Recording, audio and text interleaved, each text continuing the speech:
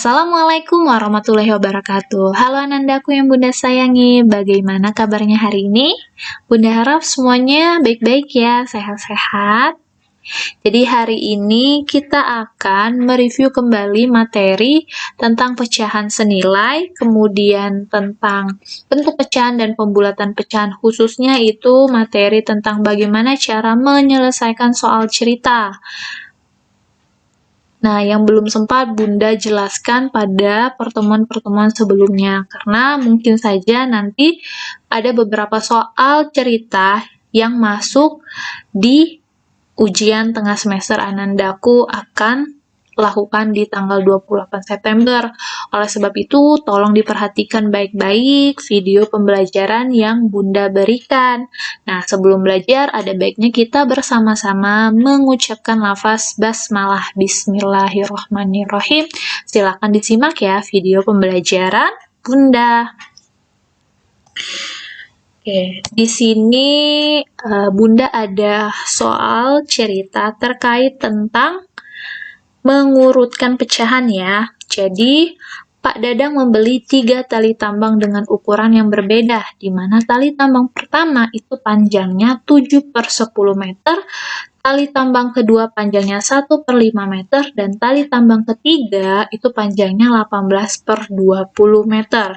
Bisakah Anandaku membantu Pak Dadang untuk mengurutkan tali dari terpendek ke terpanjang? Tadi sudah Bunda sebutkan soal ini itu terkait materi tentang mengurutkan pecahan. Jadi di sini Anandaku diperintahkan untuk mengurutkan pecahan dari yang terpendek ke terpanjang.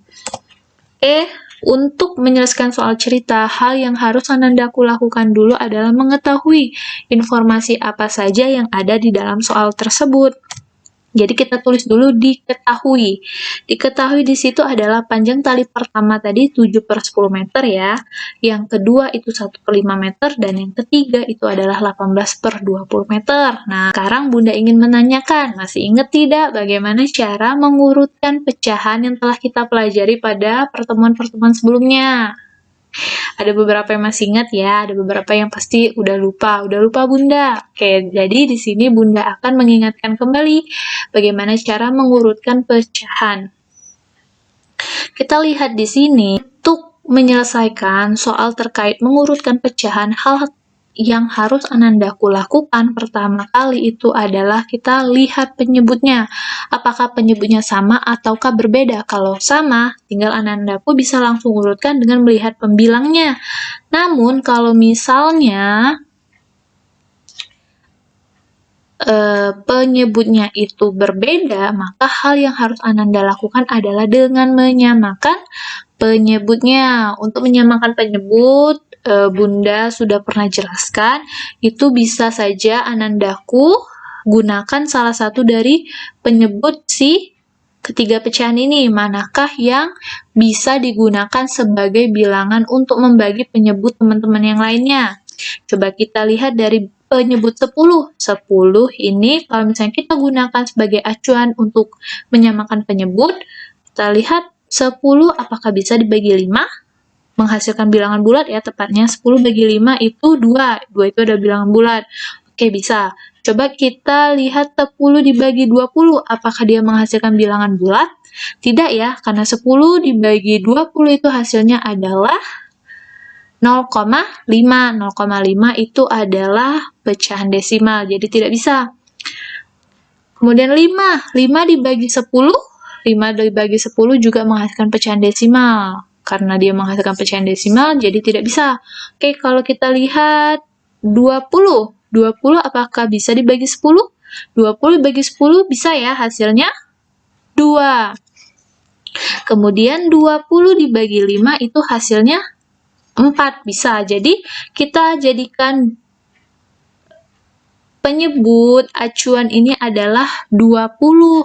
Bunda, bagaimana kalau misalnya kita tidak bisa menggunakan penyebut acuan dari salah satu si ketiga pecahan ini? Jadi misal di sini nih penyebutnya 2, di sini 3, di sini 5. Kan tidak bisa tuh. Salah satu dari penyebut ketiga pecahan tadi dijadikan sebagai acuan. Maka Anandaku bisa langsung mengalihkan saja. 2 dikali 3 itu 6, kali 5 itu adalah 30. Jadi penyebut acuannya itu adalah 30. Nah, kalau ini kan kita bisa menggunakan salah satu dari ketiga penyebutnya, yaitu penyebut acuannya adalah 20. Kalau ini kan ternyata di panjang tali ketiga nih, penyebutnya bisa dijadikan sebagai acuan. Jadi untuk menentukan urutan panjang tali dari terpendek ke terpanjang itu tinggal kita tuliskan kembali si panjang tali ketiga ini. Tidak usah disamakan penyebut karena dia sebagai penyebut acuan. Jadi 18/20. Oke, udah dapet. Kemudian yang harus kita ubah penyebutnya menjadi 20 ini adalah dari panjang tali pertama dan panjang tali kedua. Panjang tali pertama itu adalah 7/10 meter. Kita harus mengubah penyebutnya menjadi 20. Nih. Oke. Untuk mendapatkan penyebut 20, bilangan berapa yang dikalikan oleh penyebut 10 ini menghasilkan 20? Berapa ya? Bilangan berapa? Ya benar, 2. Jadi, agar si penyebut 10 ini menghasilkan bilangan 20, maka dikali 2. Jadi, pembilangnya kita kali 2, penyebutnya juga dikali 2. 7 kali 2 adalah 14, 10 kali 2 yaitu tadi 20 nih. Sekarang 1/5. 1/5. Agar penyebutnya itu menjadi 20, maka 5 ini harus dikali dengan bilangan berapa ya? Ya, betul, harus dikali bilangan 4. Jadi, 1 dikali 4, 5 kali 4. 1 kali 4 itu 4, tadi 5 dikali 4, hasilnya 20. Nah, udah dapet nih, kita penyebutnya sama semua. Ini 20, ini 20, ini 20. Karena sudah sama, maka bisa kita urutkan dengan melihat pembilangnya. Nih. Jadi, kita lihat di sini yang paling terpendek ke terpanjang ya. Terpendek itu yang nilai pembilangnya paling kecil. Paling kecil itu 4/20 punya si 1/5. Jadi, yang kita tuliskan yang di sini ya, 1/5. Oke, selanjutnya kita lihat mana yang terpendek kedua. Kita lihat di sini, nih ya, yang 14/20. 14 itu nilainya lebih kecil dari 18. 14/20 ini punya si 7/10. Jadi kita tuliskan 7/10 dan terakhir yaitu 18/20. Oke. Jadi, urutan panjang tali dari terpendek ke terpanjang yaitu adalah 1/5, 7/10, dan 18/20. 1/5 itu adalah punya tali kedua, 7/10 punya tali pertama, dan 18/20 tali ketiga. Oleh sebab itu, urutan panjang tali dari terpendek ke terpanjang adalah tali kedua, tali pertama, dan tali ketiga. Oke, Bunda harap Anandaku bisa memahaminya ya. Oke, Bunda lanjut ke soal berikutnya. Berikut data nilai ulangan matematika dari 25 orang siswa. Di sini dituliskan tabel ya, di mana dari tabel ini diketahui bahwa siswa yang mendapatkan nilai 5 itu ada 2 orang, 6 itu 4 orang, 7 ada 8 orang, 8 adalah 5 orang, dan 9 itu ada 2 orang. Pertanyaannya yaitu tentukan persentase banyaknya siswa yang memperoleh nilai 7, kemudian jika sisanya mendapat nilai 10, berapa persen anak yang mendapat nilai 10. Jadi untuk menyelesaikan soal ini, itu terkait tentang mengubah bentuk pecahan menjadi persen. Bunda akan menjelaskan terlebih dahulu untuk pertanyaan yang A ya. Nah, untuk soal yang A itu pertanyaannya tadi tentukan persentase banyaknya siswa yang memperoleh nilai 7. Jadi kita tuliskan dulu informasi yang diketahui ya. Informasi yang diketahui itu adalah jumlah seluruh siswa ada 25 orang. Yang menjadi pertanyaan itu adalah persentase banyaknya siswa yang memperoleh nilai 7. Jadi kita lihat di sini banyaknya siswa yang memperoleh nilai 7 itu ada berapa?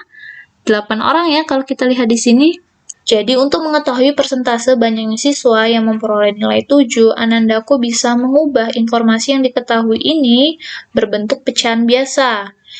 Jadi pembilangnya itu memuat informasi tentang banyaknya siswa yang memperoleh nilai 7, dan penyebutnya itu memuat informasi tentang jumlah seluruh siswa. Jadi banyaknya siswa yang memperoleh nilai 7 ada 8 orang. Jadi pembilangnya 8, penyebutnya itu adalah jumlah seluruh siswa, yaitu ada 25 orang. Nah, sekarang kita akan mengubahnya menjadi persen. Masih ingat kan, Anandaku, bentuk dari persen itu ciri-cirinya adalah berpenyebut 100. Karena penyebutnya itu 100,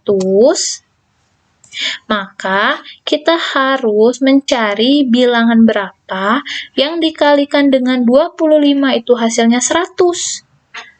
Ya betul, bilangan 4. Karena kita harus mengalihkan penyebutnya dengan 4, maka pembilangnya juga harus kita kalikan 4. 8 kali 4 itu adalah 32. 25 kali 4 ya hasilnya 100 ya. Jadi diperoleh nih 32/100. Jadi bisa kita ubah menjadi bentuk persen, yaitu 32%. Paham ya sampai sini Anandaku?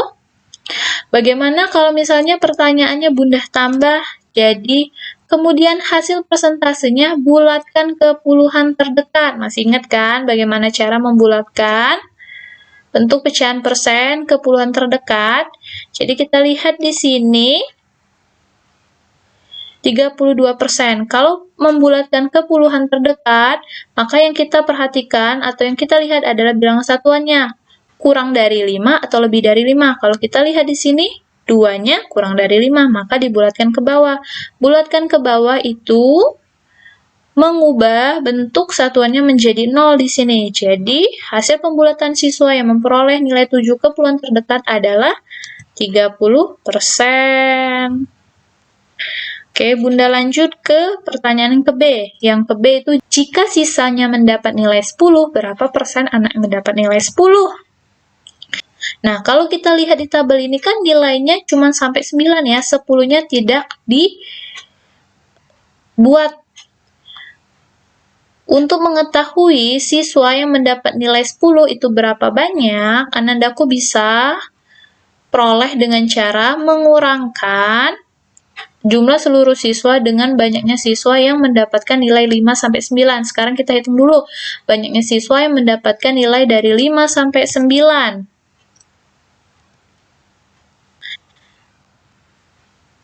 2 ditambah 4 itu 6, ditambah 8 itu adalah 14, ditambah 5 itu adalah 19, ditambah 2 itu adalah 21. Jadi banyaknya siswa yang memperoleh nilai 5 sampai 9 itu adalah 21 orang nih. Ini jumlahnya semuanya 21 orang.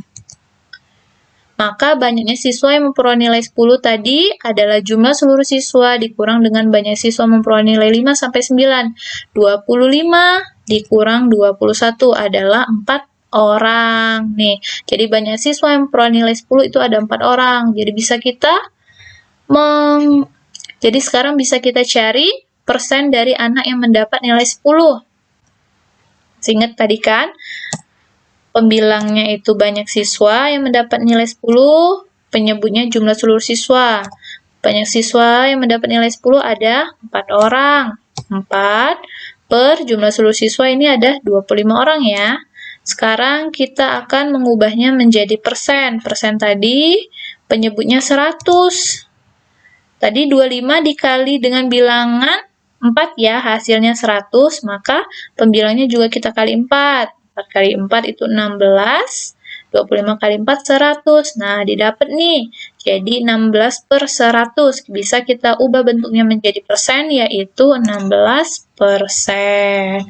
Nah, kalau hasil pembulatan 16% ke puluhan terdekat berapa Anandaku? Ya, betul ya, hasil pembulatannya adalah 20%, karena ini pembulatan ke atas. Pembulatan ke atas karena satuannya lebih dari 5, jadi puluhannya kita tambahkan dengan bilangan 1, 1 tambah 1, 2, kemudian satuannya ini 6, kita ubah menjadi 0, jadi 20%. Oke, sampai sini jelas Anandaku? Bunda harap semuanya bisa memahami dengan baik ya. Bunda lanjut ke contoh soal terakhir. Ani, Tono, dan Sandi pergi ke pasar membeli semangka. Diketahui berat semangka Ani adalah 1,25 kg, berat semangka Tono adalah 5,64 kg, dan berat semangka Andi adalah 9,42 kg. Oke, pertanyaannya itu tentukanlah hasil pembulatan berat semangka ketiga anak tersebut ke persepuluhan terdekat, kemudian juga bulatkan ke satuan terdekat.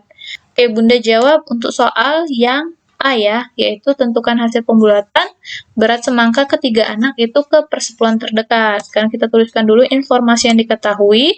Berat semangka Ani itu adalah 1,25 kg, berat semangka Tono adalah 5,64 kg, dan berat semangka Sandi adalah 9,42 kg. Penyelesaian untuk mengetahui hasil pembulatan ke persepuluhan terdekat. Untuk berat semangka yang dimiliki Ani, itu ada 1,25 kg. Nah, kalau misalnya kita bulatkan ke persepuluhan, itu yang kita perhatikan bilangannya adalah perseratusannya. Di sini perseratusan ini adalah bilangan 5. 2 ini apa? Persepuluhannya ya. 1 adalah satuan. Oke, 5 perseratusannya kita lihat. Ternyata dia sama dengan 5. Karena sama dengan 5, bulatkannya ke atas. Bulatkan ke atas, yaitu dengan menjumlahkan persepuluhannya dengan 1. Kemudian 5-nya kita hilangkan ya. Di sini bilangan 5 ini kita hilangkan. Jadi, hasil pembulatan ke persepuluhan terdekat dari 1,25 adalah 1,3. Kemudian, semangka Tono, hasil pembulatan ke persepuluhan terdekat. Tono, bilangan diperhatikan yaitu perseratusannya adalah 4 ya. Jadi, 5,64, 4 kita perhatiin, ternyata dia kurang dari 5. Dan menghilangkan si perseratusannya ini. Jadi, hasil pembulatan ke persepuluhan terdekat adalah 5,6. Sekarang yang si Sandi. Sandi dibulatkan ke persepuluhan terdekat. Bilangan perseratusannya adalah 2. Nih, 2 kurang dari 5 ya. Maka dibulatkan ke bawah, jadi si perseratusannya kita hilangkan. Jadi hasil pembulatan ke persepuluhan terdekat dari berat semangka Sandi adalah 9,4. Nah, Bunda lanjutkan ke pertanyaan yang B. Tentukan juga hasil pembulatan berat semangka ketiga anak tersebut ke satuan terdekat.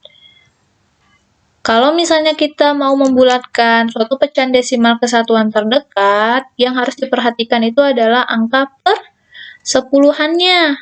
Contoh yang berat semangka Ani ini, itu adalah 1,25 kg, persepuluhannya adalah 2 ya. Jadi 2 ini yang kita lihat, apakah kurang dari 5 atau lebih dari 5. Kita lihat di sini ternyata dia kurang dari 5. Dia kurang dari 5, maka kita bulatkan ke bawah dengan cara hilangkan bilangan di belakang koma ini. Jadi, hasilnya adalah pembulatannya 1. Ingat, kalau pembulatan dari pecahan desimal ke satuan terdekat itu selalu menghasilkan bilangan bulat, yaitu tidak mengandung koma lagi ya. Kemudian si Tono ini adalah 5,64. 5,64. 6 ini ada persepuluhannya dan ternyata dia lebih dari 5. Jadi kita bulatkan ke atas. Bulatkan ke atas itu satuannya kita tambah 1. 5 tambah 1, 6. Bilangan di belakang komanya kita hilangkan ya.